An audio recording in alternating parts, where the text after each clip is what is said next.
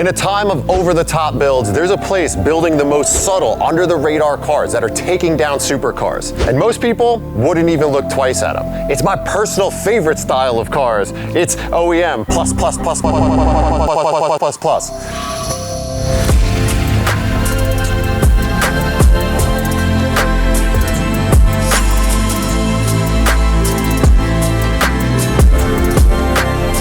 I've admired these cars from afar for a long time, so today we're finally gonna get to dig into some and see where they're made. And our Shurmer chaperone is my buddy, Ross. What's up? It's good. Horrible dap, but I expect better. You wanna try again? Yeah, come on then. Oh, it's good contact. Yes, we'll be good. Give us the quick, what is Shurmer? So Shurmer is, since 1993, he's been building road spec track/race cars, also race cars. He's got a massive pedigree in all of it, especially here for the Nürburgring. It's like the space for the fastest BMWs. They pretty much come from this workshop. Yeah, and the big thing is creating street cars that compete with race cars. Exactly that, yeah, and that's exactly what you get. You can drive them to the track from home, from here, wherever. And the builds here have been progressing so much over the years, from what started out as like simple Kinmatics and E88s and like a roll cage into now full brand new chassis, custom composite work, everything. Anything you can think of. You can have full fire suppression systems, dry sump, as we're going to see in a minute. Custom body panels, panels, carbon fiber, everything. Whatever you can think of to have in a track car, you can get it right here.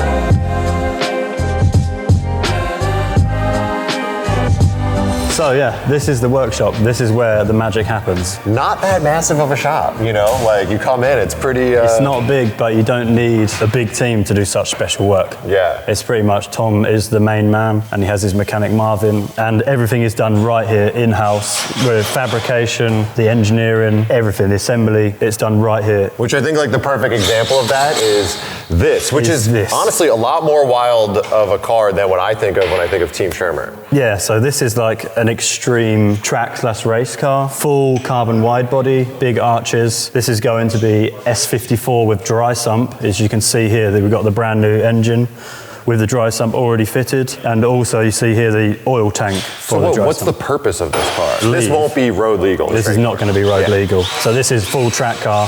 Obviously it's for a private person. So I mean the first thing that stands out on this car is the carbon fiber GTR kit is insane. Yes, everyone loves a bit of carbon. These are the one-of-one parts, so these are the only ones made here in-house. So you guys do all of the carbon work from like molds to injection? Everything like is all developed here. Wow. All the body panels, everything. Nice, and the carbon goes everywhere. I mean, doors, whole thing, dash. Most of the fabrication work is done apart from the cage. The cages are outsourced to a company called Starless, who are the ones for the cages. They are really good here, so you'll see a lot of their work. But cages are a big thing to do in-house because they're so time-consuming. So it makes sense to actually like design what you want and then have it done elsewhere. And to have such a good company that can do it in such a good way, you know, and supply it, it takes a lot of that stress off of building the rest of the car. But honestly, like this car isn't what I think of when I think of the Team Schirmer cars. The cars I think of are literally like the E92 that is right behind this car.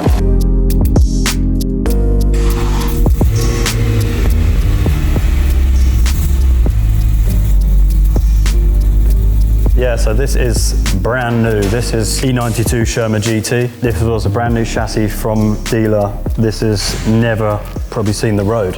Maybe a test drive, but this is an unused brand new car, so everything you see on it is squeaky clean. We're in an active workshop, so bear with us with the audio. But this car is like the pinnacle of the Schirmer design, which is super understated, super subtle, so that out on the street, you may not even notice that it's modified. Yeah. What I like is when you look at it, you see this really sick carbon hood that they make right here. I've never even seen one of these out in the wild. Schirmer splitter, which is like GT4 style, just a bit bigger. Yeah, just GT specs. Composite doors, composite deck lid. The Schirmer GT wing, and obviously stock carbon roof. An amount of other carbon parts on the inside of the car, what you'll see later. Under the hood, we've got a 4-litre V8. Factory M3 stuff. Factory car, but with cams. And I think Tom was saying this was a brand new crate engine. Brand new, yeah. Akrapovic exhaust. AC delete because of the track and the heat. I'm assuming it's got cooler upgrades, ducting. Yeah, we have it all. This is the car.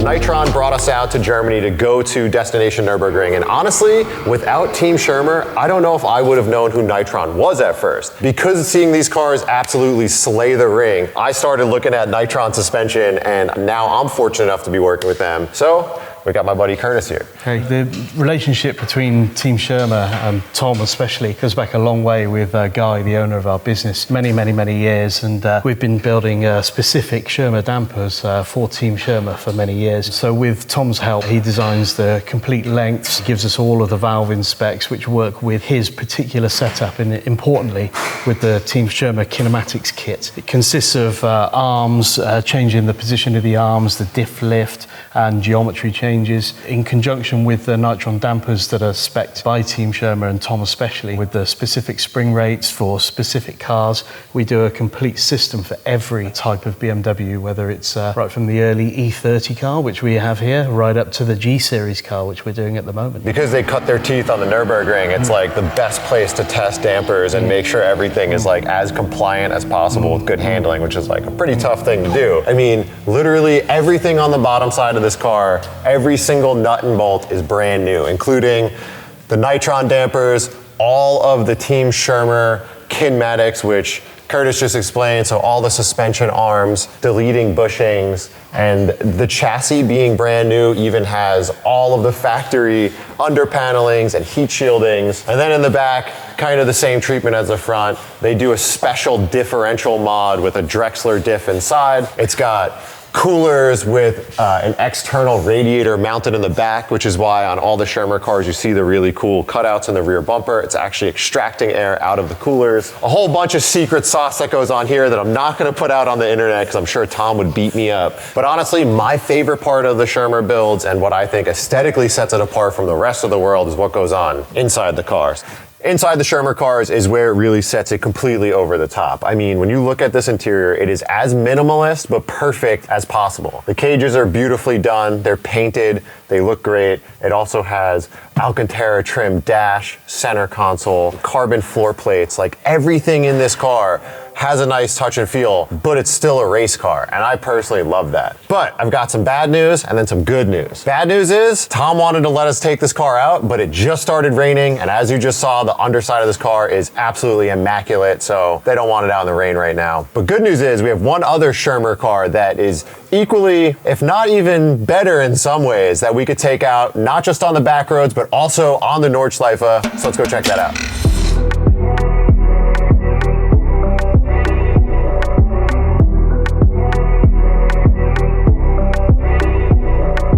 I've seen this car on the internet for a long time, and I think after seeing it in person, it might be the nicest E46 M3 in the world. Thank you for taking the time to show us. I'm a big fan of BMWs in general. Yeah. After driving the E92 for 3-4 years, 5 years, I wanted to build my own car. So you went and had Schirmer build this car for you completely to your spec? Yeah, completely from a bare shell. With Schirmer, obviously, the most important thing they do is they keep it really simple, but they take out weight and make it really impactful where it's needed. So carbon fiber roof. Yeah, carbon fiber doors. Oh, nice. We stayed with factory front rigs and hood. Because it's quite light, it's aluminum. Yeah, we widened it. Yeah, sorry. this is a big tire on the front. It's got a 265. No rub, no nothing. Front bumper is carbon too. It's a monopiece. It looks like a factory one, but all this part is a complete carbon. This one too. It's not very complicated design. Which is cool because in Germany, the road rules are pretty strict here, and this is actually a street legal car. A lot of what they do is actually built around being able to pass what's called TÜV, and being able to get inspected every year so you could drive it from your house to the Nordschleife and be able to go on the Nordschleife. Exactly. Some of the things that I saw was interesting is like, it's got a glass windshield and glass windows, but everything else is Lexan. Exactly. But why was that? We wanted to keep the car drivable and TÜV. If you want TÜV, you have to be able to open your window. Oh, wow. So if you have a fixed window, you know, with a small opening, like really race cars, you can't go to TÜV with this. What do you have going around around back. This, I think, is a new addition. Yeah, it's completely unique. We built it, Tom Schirmer built it. It's a prototype.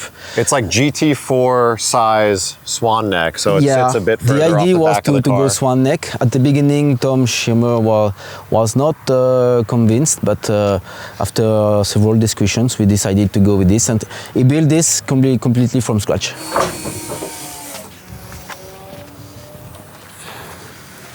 Oh, nice. So big reinforcement plate here, because this is a composite trunk, right? It's carbon fiber. It's an original cell trunk. The fuel system back here is super cool. Yeah, It's so tidy. You have all the pumps. Pumps, bulkhead fittings, Yeah. a surge tank, the Nitron reservoirs. Are these R3 dampers? Sure. Here you have all both radiators for gearbox. Oh, that's a gearbox And, cooler. Differential cooler. Differential cooler, Yeah. exactly. So cool. Look at the gas fill here. And I just love how neat and tidy they do all their work there. So the cage houses all the fuel system, and then they have bulkheads into the cabin. We'll check out the inside. Sure. And inside the cabin, I think, is where the Schirmer cars really shine. I told you earlier when we were talking, like, you don't see a lot of people who build track cars that have the fit and finish of like this. I mean, not only is everything done real nice and tidy, but you have like Alcantara line dash and just like the center console with the switches. Exactly. It's like, it's beautiful. Yeah. It's something really I liked with Team Schirmer is that they build cars completely, from the beginning to the end. I miss a small thing here, I don't know. It's okay, we'll give you a pass. Yeah, thank you very much. It's solid. You don't have many noises everywhere when you drive, and that's something important when you build your dream car. Yeah. So, and I was going to ask you, I saw it earlier, what are these things? it's connected. It's connected to the carbon fiber mirrors. There's a hole, and with the hole, the fresh air can come in, and I can put it in my face or on my body. That's amazing. Same thing for the passenger or to me. I thought they were like E46 M3 look mirrors. Yeah. And then I found out that they have a duct. Everything almost has a functionality. It's not about to show off. It's about being efficient, being nicely done. My dream was to build an M3 GTR, but it was not possible, and I wanted to keep the S54. I didn't want to put the V8. It's something crazy, but I didn't want to put it in this project because I wanted something light, something we can go to 8,500. Which just reminded me, we haven't even looked under the hood yet, so let's go check that out. Yeah, sure. God, the S54 is such a good looking engine. Paired with, right off the bat, I see the CSL style airbox for the individual throttle bodies. It's a CSL block, a CSL engine from factory. A complete different belt system. Oh wow, because you have no, what is it, electric power steering? Because you just have an alternator, a water pump. But with the modification that has been done in engine, they had to have this circuit. It's almost 400 horsepower. It's still 3.2 liter? Yeah, still. Titanium valves, special camshafts, different internals. 400 horsepower is a lot. Back when the E46 M3 came out, it was a 3.2 liter inline six that made 333 horsepower, which was super impressive because back then, 100 horsepower per liter was like mind-blowing. So the fact that this car could make 400 horsepower out of a 3.2 liter naturally aspirated engine, it's crazy. And it sounds... And the sound, it's crazy. And I love to see all like the chassis bracing here, reinforced strut towers, the cage comes through. Exactly. It's just, it's so neat and tidy. It's such a cool car. And I think what we should do is get it out on the road, go see how it drives, and then, of course, see how this thing feels on the ring. Sure.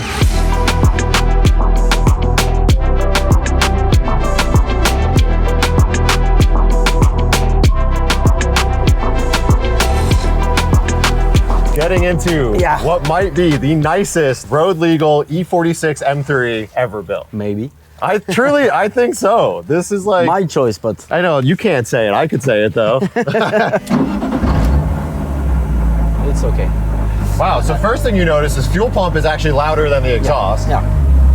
Clutch feels great. Yeah. Super drivable. The transmission, although really cool, makes it quite cumbersome because of the noise. Exactly. The valve lash. It's a whole package, an experience. Yeah. It was for this I wanted to build this car. It was to be like in a race car. I think it's funny because the clutch is very drivable. Yeah. The car actually rides really nice, but the one big drawback to a sequential transmission on the street is the straight cut gears make quite a bit of noise.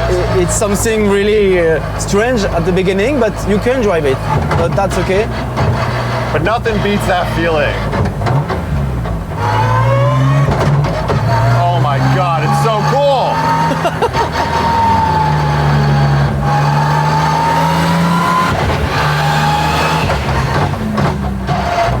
Oh man, this is, I couldn't imagine what this is like on track. Just driving this thing on the street is so fun. You are 2000, the car can go to 885. I'm a big E46 M3 guy, so Yeah. this to me is like the ultimate street car that you could build. It's something.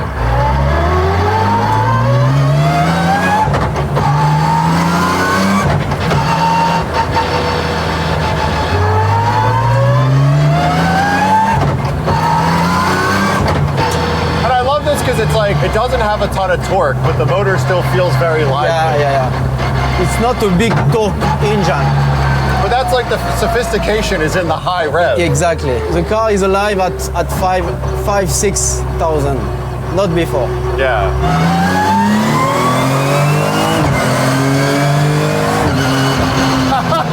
Oh, the flat foot shift is so cool. It's something different. Oh. The car is becoming alive. Yeah, wow, Because it's so smooth. It's smooth. Oh. After 5,000-6,000, it's smooth. It's not hard anymore. Oh my God, that's so cool. It's not made to be driven slowly. It's made to be pushed. Yeah. And it was 5-6. You can go 8.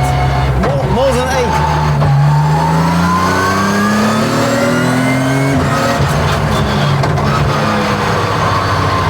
God, I need a sequential. They're so cool. I love the nonsense. Yeah. The nonsense is great. It's the biggest nonsense car on the road. They'll never make them like this again, which is such an old man saying, but it's true. Oh. They're never going to make a 3.2 liter that makes 330 horsepower. Exactly. To have an engine with waves 8,000 without turbos, you have to buy a Ferrari at 500,000. You know, it's something completely different. Any car that revs over 8,000 RPM is special. Yeah. Not many new cars rev to 8,000 RPM anymore. No. So above that is like, it's a really interesting car. Like the S54 is one of the coolest motors ever made. Oh yeah, exactly. The sound from the exterior. This one, it's so good. so good.